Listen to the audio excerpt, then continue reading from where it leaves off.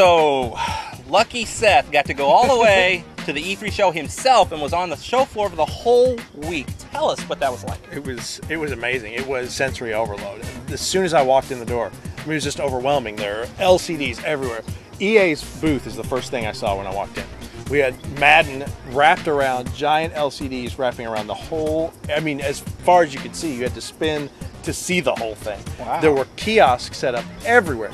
The place was absolutely enormous. Microsoft had, I would say, a quarter of the entire floor of one of the halls at E3.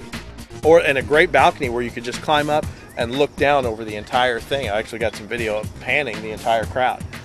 Who had the coolest booth? Come on, be honest.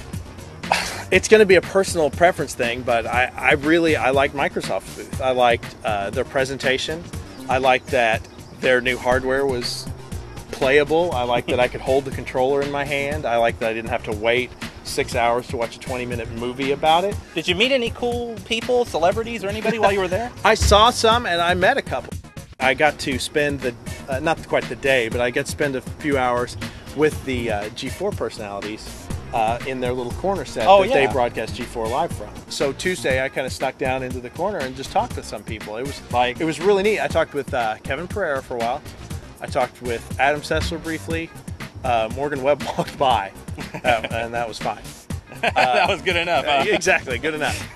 And then one thing that was really neat, I guess this was the last day, it was on Friday, I was walking through the Microsoft booth, and I said, you know, that guy looks like Elijah Wood. And he was doing the same thing. He just had his digital camera, and he was just kind of panning around looking at stuff. Then he started playing Conquer. I walked up to him afterwards and talked to him briefly about, you know, what he liked, what he didn't like.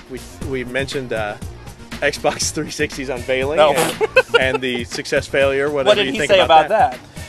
He was glad to be a part of it. He's a big video game nut, and he wanted to be a part of this unveiling and was pleased to be asked.